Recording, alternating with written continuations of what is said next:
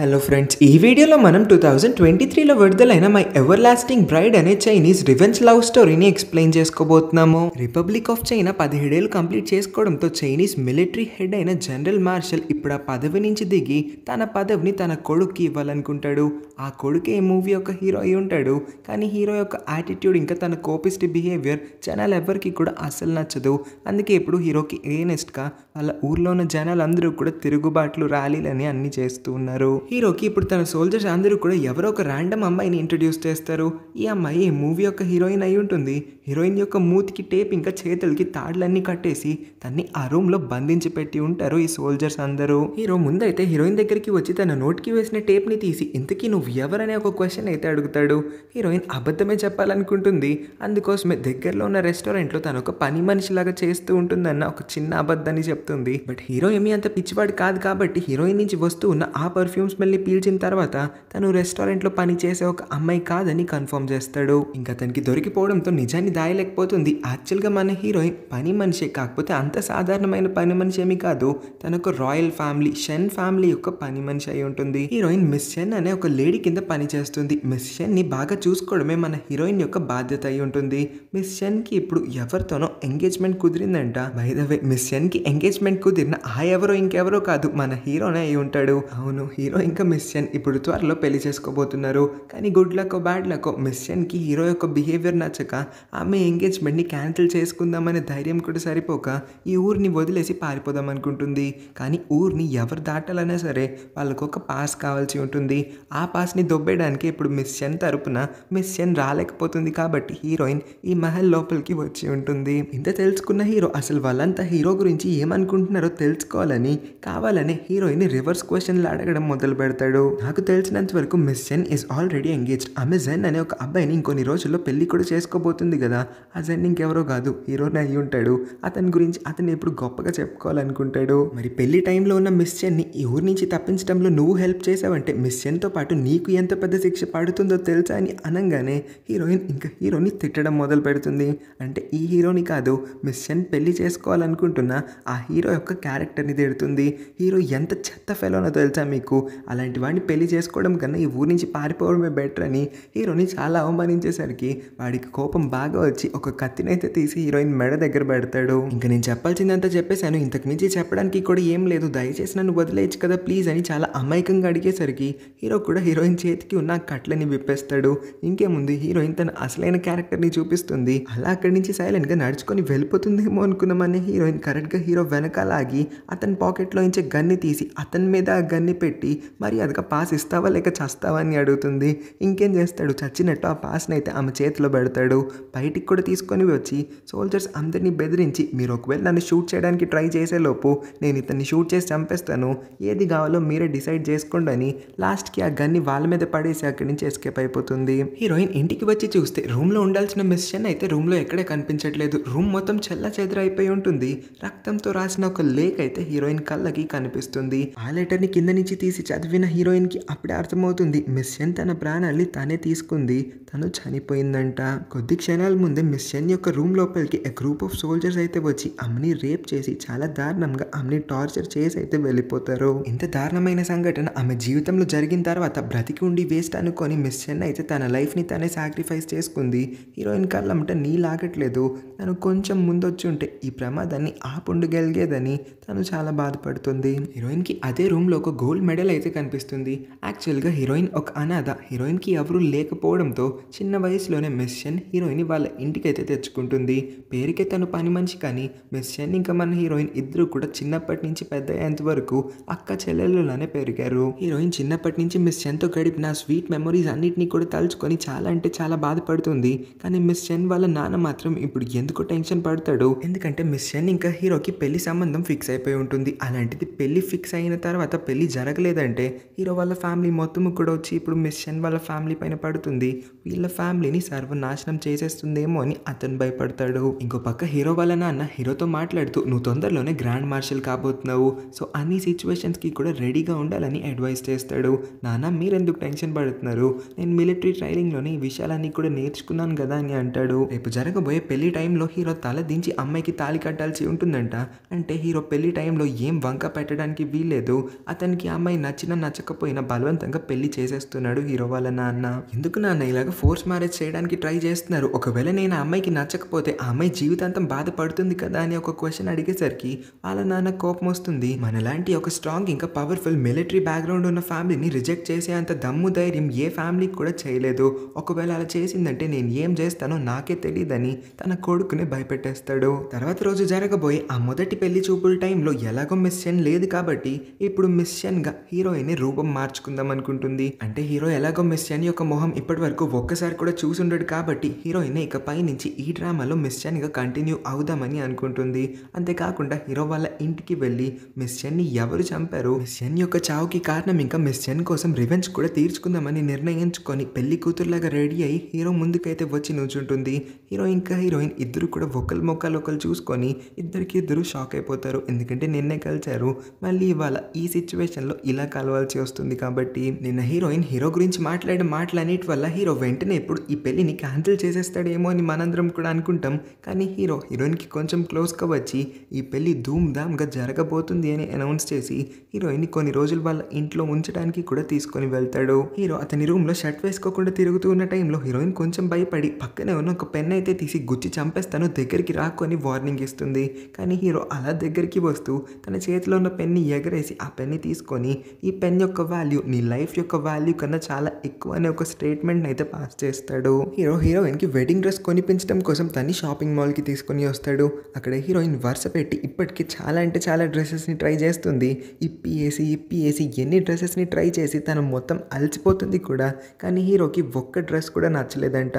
తనతో మళ్ళీ షాప్లో ఉన్న అన్ని బట్టల్ని కూడా వేయిస్తాడు. ఇంకా హీరోయిన్కి చిరాకు రావడంతో సార్ గారు ఏంటి మరీ ఇంత ఖాళీగా ఉన్నారు, ఇంతసేపు ఇక్కడ కూర్చొని నా బుర్ర తింటూ ఉన్నారు, ఒకవేళ మీరు భయపడుతున్నట్లయితే అంటే నేను మిమ్మల్ని వదిలేసి పారిపోతానేమో అని మీలో భయం పుడుతున్నట్లయితే మీకు ఒక క్లారిటీ ఇస్తాను, నేను ఎక్కడికి కూడా పారిపోను. మిస్ చెన్కి బదులు నేను మిమ్మల్ని పెళ్లి చేసుకోవడానికి రెడీ అయ్యానంటే ఏదో ఒక పెద్ద రీజనే ఉంటుందని అర్థం చేసుకోండి అని చెప్తుంది. ఈ డ్రెస్ నీ పైన బాగా సూట్ అవుతుంది, నువ్వు ఒకవేళ నేను చెప్పినవన్నీ చేసావంటే పెళ్లి రోజున నేను నీకు ఫ్రీడమ్ని అందిస్తానని కూడా చెప్తాడు. వీళ్ళిద్దరూ ఇలా మాట్లాడుకుంటూ ఉంటే ఆ షాప్ కీపర్ వీళ్ళని డిస్టర్బ్ చేసేలా, మేడం ఇప్పటికే మీరు వచ్చి చాలాసేపు అయింది, ఏమైనా డ్రెస్ నచ్చిందా లేదా అని ఒక క్వశ్చన్ని అడుగుతాడు.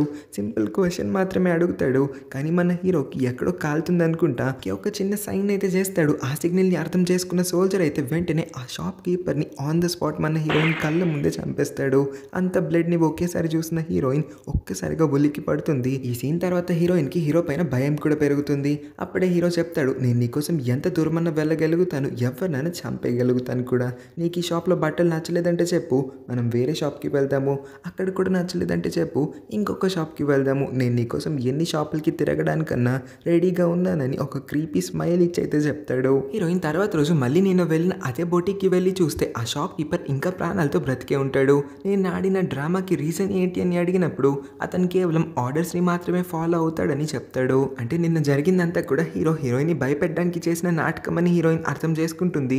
ఇంకా హీరో మరీ అంత చెడ్డవాడేమీ కాదు, బయటికి చూపించుకోవడానికి మాత్రమే అంత ఆరోగెంట్గా బిహేవ్ చేస్తాడు, అతను లోపల చాలా కూల్ అని హీరోయిన్ ఆఖరికి అర్థం చేసుకుంటుంది. ఇంకా హీరోయిన్ రాత్రి హీరోని కలిసి చాలా బ్రేవ్గా మాట్లాడుతూ, నువ్వు చేస్తూ ఉన్న ఈ డ్రామాలన్నీ కూడా ఆపేయచ్చు, నువ్వు బయటికి మాత్రమే కూల్గా కనిపించాలనుకుంటున్నావు, అందుకే ఇలాంటి పనులన్నీ కూడా చేస్తూ ఉన్నావు, నిన్ను చూసి ఎవరు కూడా భయపడరు, ఇంకా నువ్వు మీ నాన్న యొక్క పొజిషన్ని తీసుకోవాలని కూడా అనుకోవట్లేదు, కంట్రీ యొక్క కొత్త గ్రాండ్ మార్షల్ నీకు అఫలని లేదు కాబట్టి జనాలందరూ కూడా నీ మీద విరుచుకుపడేలా చేస్తూ ఉన్నావు, వాళ్ళకి నచ్చని విధంగా బిహేవ్ చేస్తూ ఉన్నావు, నిన్న నా చేతి నుంచి లాక్కున్న ఆ పెన్ కూడా మీ మమ్మీ చనిపోయే ముందు నీకు ఇచ్చిన అదే పెన్ అయి ఉంది, అందువల్లే నువ్వు అంతలాగా ఓవర్ రియాక్ట్ అయ్యావు, మీ మమ్మీ చనిపోయిన తర్వాత ఆ పెన్ని నువ్వు చాలా వాల్యుబుల్గా ట్రీట్ చేయడం మొదలు పెట్టావు, రేపు పెళ్లి రోజున కూడా అక్కడికి వచ్చిన గెస్ట్ అందరి ముందు నేను అసలైన మిషన్ని కాదని చెప్పి అందరి ముందు నా ఇంకా మా ఫ్యామిలీ పరువు మొత్తాన్ని తీసి మీ నాన్నకి చెప్పించి మా ఫ్యామిలీ మొత్తాన్ని కూడా నాశనం చేద్దాం అనుకున్నదే నీ ప్లాన్, ఇది నేను అస్సలు జరగనివ్వాలనుకోవట్లేదు, ఇది ఎలా జరుగుతుందో నేను కూడా చూస్తానని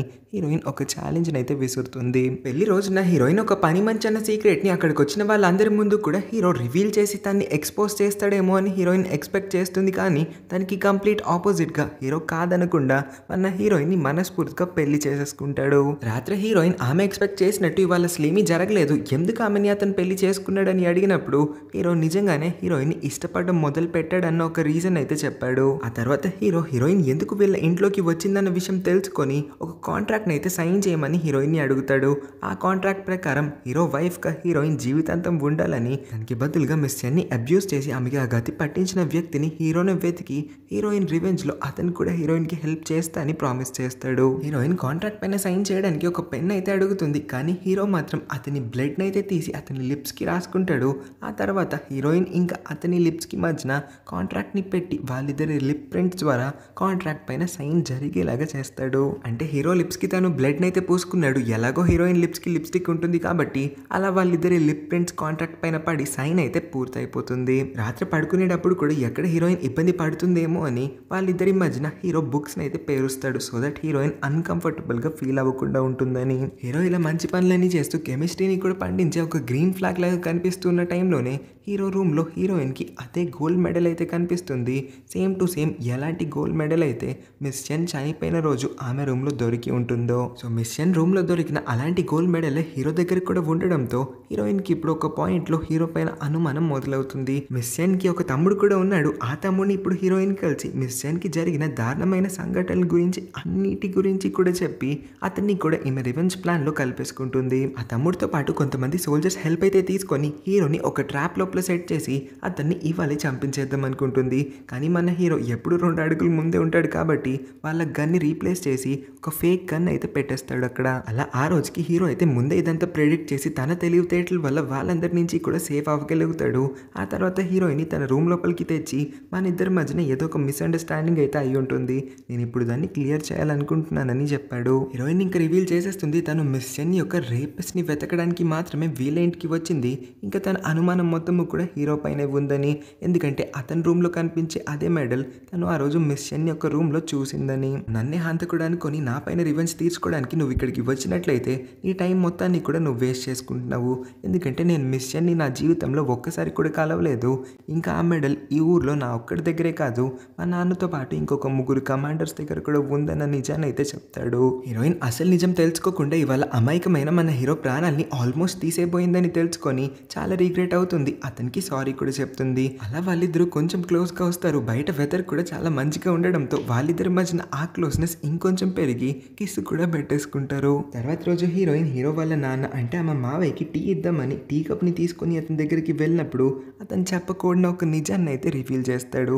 దట్ ఒకప్పుడు అతను మత్తులో ఉన్నప్పుడు తన ఫ్రెండ్స్ అందరితో కలిసి అతను ఒక తప్పునైతే చేశాడంట, ఎవరో ఒక అమ్మాయితో తను తప్పుగా బిహేవ్ చేశాడని అతని నోట్తో అతనే చెప్తాడు. మన హీరోయిన్ కూడా కంప్లీట్ షాక్లో ఉంటుంది. ఇప్పుడు తన అనుమానం మొత్తము కూడా హీరో పై నుంచి హీరో వాళ్ళ నాన్న పైకి షిఫ్ట్ అవుతుంది. హీరో కూడా ఒకరి తర్వాత ఒకళ్ళు ఇంకొకరి తర్వాత ఇంకొక కమాండర్ అందరినీ ఇన్వెస్టిగేట్ చేసిన తర్వాత తెలుస్తుంది మిస్ చెన్ ని అబ్యూస్ చేసిన ఆ వ్యక్తి ఇంకెవరో కాదు అతని కన్న తండ్రేనని. అవును, ఇంత పెద్ద షాకింగ్ విషయం తెలియడంతో హీరో పరిగెత్తుకుంటూ మళ్ళీ తిరిగి వాళ్ళ ఇంటికి వచ్చేస్తూ ఉంటాడు. ఈ పాటికే హీరోయిన్ వాళ్ళ మావయ్యని ఎలా చంపేద్దామన్న ఆలోచనలో మునిగిపోయి ఉంటుంది. అప్పుడే అక్కడికి వచ్చిన హీరో కొంచెం టెన్షన్ పడి నీకు అన్ని విషయాలు తెలిసిపోయినాయి అని అడుగుతాడు. హీరోయిన్ ఇవాళ నేను ఇంకా మా మావయ్య ఇద్దరం కూడా ఒకేసారి చనిపోబోతున్నాము, నేను పని మనుషులందరినీ కూడా ఇంటికి పంపించేశాను, నా ప్రాణాలతో పాటు మీ నాన్న ప్రాణాలు కూడా ఇవాళే పోబోతున్నాయని చెప్తుంది. హీరో హీరోయిన్ యొక్క ప్రాణాలని కోల్పోవాలనుకోవట్లేదు, హీరోయిన్ యొక్క ప్రాణాలు అతనికి ఇంపార్టెంట్ కాబట్టి హీరోయిన్ని ఎటువంటి రిస్క్ తీసుకోవద్దని వాళ్ళ నాన్న ప్రాణాలని అతనే తీస్తానన్న ఇంకొక ట్విస్ట్ని కూడా ఇక్కడ రివీల్ చేస్తాడు. ఎందుకంటే హీరో వాళ్ళ మమ్మీని వాళ్ళ నాన్నే చంపాడంట, ఆ రివెంజ్ అతనిలో ఇప్పటి వరకు ఉండిపోయింది. వాళ్ళ నాన్న పైన ఏదో ఒక రోజు పగ తీర్చుకుందాం అనుకున్నాడు, ఆ ఛాన్స్ ఇప్పుడు హీరోయిన్ ద్వారా అతనికి రావడంతో అతనేమీ బాధపడట్లేదు, సంతోషంగానే ఉన్నాడు. సో ఇద్దరు ఫైర్ ల్యాంప్ని ఒకరి చేతిలో నుంచి ఇంకొకరి చేతికి లాక్కొని ఆ పెద్ద మనిషిని నేను చంపుతా అంటే నేను చంపుతా అని వాదించుకుంటూనే ఉంటారు.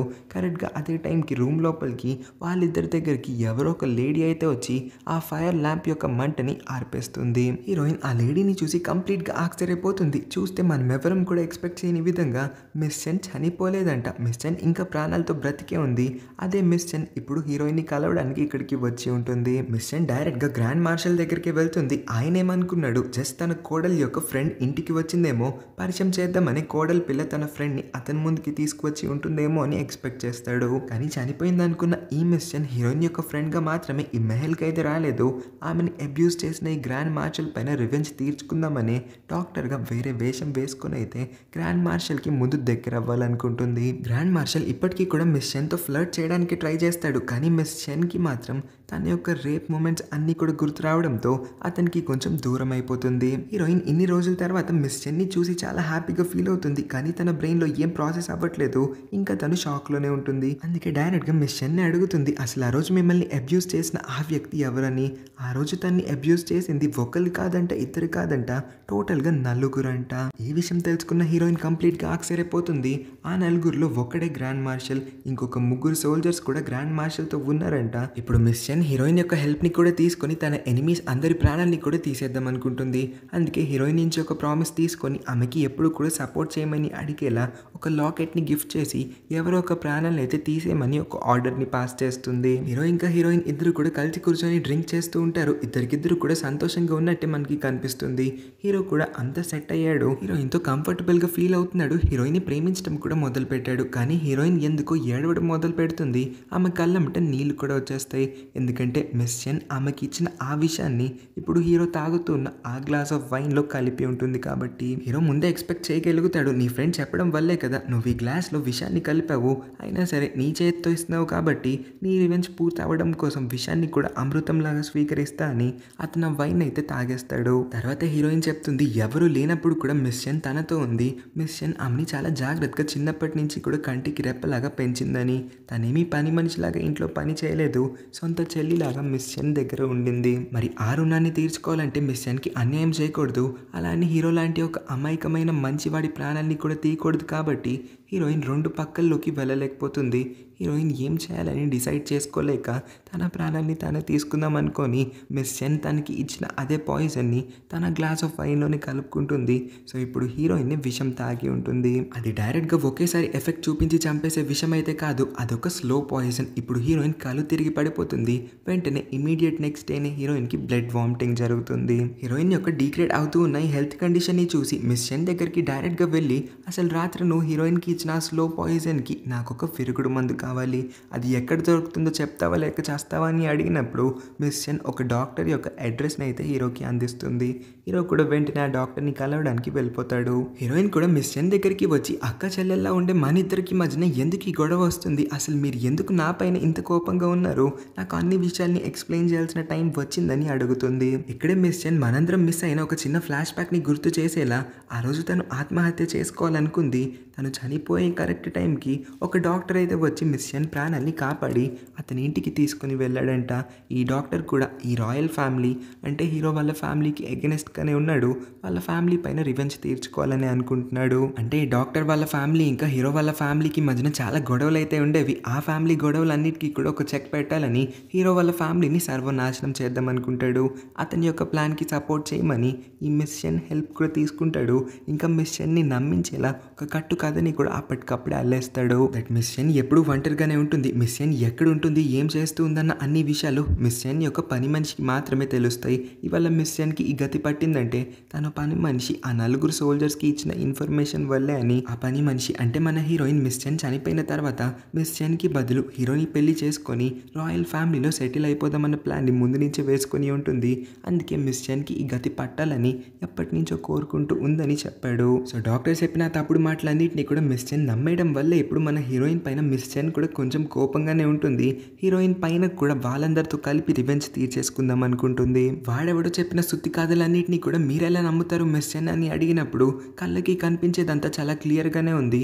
నువ్వు హీరోని ఇష్టపడుతూ ఉన్నావు, అతనితో చాలా క్లోజ్గా మూవ్ అవుతూ ఉన్నావు అంటే మరి ఆ డాక్టర్ చెప్పింది నిజమే అనుకుంటూ కదా నువ్వు ముందు నుంచి ఇదంతా ప్లాన్ చేసుకుని ఉంటావు. నాకు ఇంకా నమ్మకపోవడానికి వేరే రీజన్ ఆర్ ఆప్షన్ ఏమీ కనిపించలేదని చెప్పి నీకోసం విరుగుడు మందు వెతకడానికి అదే డాక్టర్ దగ్గరికి ఇప్పుడు హీరోని నేను పంపించాని చెప్పంగానే హీరోయిన్ కూడా ఇవిడ మళ్ళీ హీరో ప్రాణాలకి ఏమైనా ప్రమాదం తలపెడుతుందేమో అని భయపడి హీరోని వెతుక్కుంటూ ఆ డాక్టర్ ప్లేస్కి అయితే పరిగెత్తుకుంటూ వెళ్ళిపోతుంది. హీరో రాకని ముందే ఎక్స్పెక్ట్ చేసిన ఆ డాక్టర్ హీరో బాడీ పైన ఇప్పుడు ఏదో ఒక ఎక్స్పెరిమెంట్ చేస్తా అని ఆ ఎక్స్పెరిమెంట్ని హీరో ఒకవేళ అతని బాడీ పైన చేయనిస్తేనే హీరోయిన్ కోసం కావాల్సిన యాంటీడాట్ని అతనికి ఇస్తా అని ప్రామిస్ చేస్తాడు. ఈ ఫిట్టింగ్కి హీరో ఒప్పుకుంటాడు. హీరోయిన్ ప్రాణాల కన్నా అతని ప్రాణాలు అతనికి ఏమీ అంత ఇంపార్టెంట్ కాకపోవడంతో ఈ ఎక్స్పెరిమెంట్ అయిపోయిన తర్వాత ఒకవేళ అతని ప్రాణాలతో లేకపోయినా సరే యాంటీడాట్ని ఎలాగోలాగా హీరోయిన్ వరకు చేరేలా చేయమని అడుగుతాడు. ఈ సీన్ ద్వారానే హీరోయిన్ని ఎంతలాగా ఇష్టపడుతున్నాడో మనందరికీ కూడా అర్థమవుతుంది.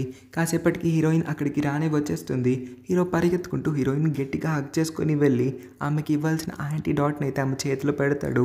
ఇంకా డాక్టర్ అతనికి ఏదో ఒక డ్రగ్ని ఇచ్చాడని చెప్పి కళ్ళు తిరిగి కింద పడిపోతాడు. హీరోయిన్ మిస్ చెన్ దగ్గరికి వచ్చి ఎందుకు మా ఇద్దరి ప్రాణాలతో ఇలా ఆడుకుంటున్నారు, హీరో ఏమీ తప్పు చేయలేదు, నువ్వు తప్పుగా అర్థం చేసుకుంటున్నావు అనుకుంటా, హీరో తప్పేమీ లేదు, తన ప్రాణాలని తీసే ఆలోచన దయచేసి నీ బ్రెయిన్లోంచి తీసేయమని. కానీ మిస్ చెన్ అస్సలు వినట్లేదు. వీళ్ళిద్దరి పైన కూడా కలిపి ఎలాగన్నా సరే ప్రతీకారం తీర్చుకొని వీళ్ళిద్దరి ప్రాణాలని కూడా తీసేద్దాం అనుకుంటుంది. హీరోయిన్ హీరోతో కలిసి మిస్ చెన్ నుంచి దూరంగా ఎక్కడికన్నా పారిపోదామని అడుగుతుంది. కానీ హీరో మాత్రం ఈ సిటీలో ఉన్న ప్రజలందరినీ కూడా రక్షించే బాధ్యత అతని పైన ఉంది కాబట్టి తనతో ఎక్కడికి రాలేనని మనం ఇక్కడే ఉండి మిస్ చెన్తో ధైర్యంగా ఫైట్ చేద్దామని అంటాడు. మిస్ చెన్కి వాళ్ళ తమ్ముడు కూడా అర్థమయ్యేలా చెప్తాడు, హీరోయిన్ మన వైపే ఉంది, హీరోయిన్ నీ కోసం రివెంజ్ తీర్చుకుందామని ఈ ఫ్యామిలీ లోపలికి ఎంటర్ అయ్యింది, హీరోని పెళ్లి చేసుకోవడానికి కారణం కూడా అదే అని. కానీ వాళ్ళ తమ్ముడి మాటల్ని కూడా మిస్ చెన్ నమ్మడానికి రెడీగా లేదు. హీరోయిన్ ఒక అనాథ అని మనం చిన్నప్పటి నుంచి చెప్పుకున్నాం కదా, ఆఖరికి హీరోయిన్ వాళ్ళ నాన్న కూడా ఇక్కడే హీరోయిన్కి దొరికేస్తాడు. హీరోయిన్ వాళ్ళ నాన్న ఒక ఆర్మీ జనరల్ అంట, అతను ఒక రెస్పెక్టబుల్ పొజిషన్లోనే ఉన్నాడు. హీరోయిన్ ఇన్ని సంవత్సరాల తర్వాత తన కన్న తండ్రిని కలవడంతో చాలా హ్యాపీగా ఫీల్ అవుతుంది. హీరో ఇంకా మిస్ చెన్ ఇద్దరు కూడా ఇన్వెస్టిగేషన్ని చేసిన తర్వాత వాళ్ళకి తెలుస్తుంది అసలు తప్పుని చేసింది ఇంకెవరో కాదు, ఆ డాక్టరేనంట. అవును, డాక్టరే గ్రాండ్ మార్షల్కి ఇంకా తన ముగ్గురు ఫ్రెండ్స్కి కూడా ఇవ్వకూడని ఒక డ్రగ్ని ఇచ్చి వాళ్ళని మత్తు లోపలికి పంపించి వాళ్ళని మృగాల్లాగా మార్చి మిస్ చెన్ ఒంటరిగా ఉన్న ఆ రూమ్ లోపలికి అయితే వాళ్ళ నలుగురిని బలవంతంగా పంపించి మిస్ చెన్ని ఫోర్స్ చేసేలా చేస్తాడు. ఇదంతా డాక్టర్ కూడా గ్రాండ్ మార్షల్ పైన రివెంజ్ తీర్చుకోవడం కోసం మాత్రమే చేసి ఉంటాడు. ఎందుకంటే డాక్టర్ వాళ్ళ ఫ్యామిలీ బిజినెస్ మొత్తాన్ని నాశనం చేసింది గ్రాండ్ మార్షలే కాబట్టి. అంటే ఈ డాక్టర్ ఒక చెత్త ఫెలో, వీళ్ళ ఫ్యామిలీ కూడా ఏదో ఒక ఇల్లీగల్ ఎక్స్పోర్ట్ బిజినెస్ చేస్తూ ఉంది. ఆ బిజినెస్కి అడ్డుపడినందుకు గ్రాండ్ మార్షల్ పైన ప్రతీకారం తీర్చుకుందాం అనుకున్నాడు. సో డాక్టర్ గ్రాండ్ మార్షల్కి ఒక స్ట్రేంజ్ ఇంజెక్షన్ అయితే ఇచ్చి గ్రాండ్ మార్షల్కి కాబోయే కొత్త కోడలతోనే అతను తప్పుగా బిహేవ్ చేసేలా చేయగలిగాడు. మిస్ చెన్ ఎవరిని కూడా సరిగా అర్థం చేసుకోలేకపోయింది. తను అన్ని విషయాల్లోనూ మిస్అండర్స్టాండ్ చేసుకుంది. చిన్నప్పటి నుంచి అంతలాగా నమ్మిన హీరోయిన్ని తప్పుగా అర్థం చేసుకున్నందుకు హీరోయిన్ దగ్గరికి వచ్చి సారీని చెప్పి హీరోయిన్ని నమ్మనందుకు, హీరోయిన్ పైన ట్రస్ట్ ఉంచలేనందుకు హీరోయిన్ ఆమెని క్షమించాలని హీరోయిన్ని క్షమించమని అడుగుతుంది. అన్ని తప్పులకి మూల కారణమైన డాక్టర్కి కూడా శిక్ష అయితే పడుతుంది. హీరో తన సోల్జర్స్ అందరి హెల్ప్ తీసుకొని అందరి ముందు అందరికీ కనిపించేలా డాక్టర్ ప్రాణాలు అయితే తీసేస్తాడు. సో ఇప్పుడు విక్టరీ మన మెయిన్ క్యారెక్టర్స్ వైపుకి అయితే వచ్చేసింది. మిస్ చెన్ కూడా ఎలాగో వీళ్ళతోనే కలిసిపోయి ఉంటుంది కాబట్టి లాస్ట్ సీన్లో వీళ్ళంతా కూడా ఒక గ్రూప్ ఫోటోని తీయించుకుంటారు.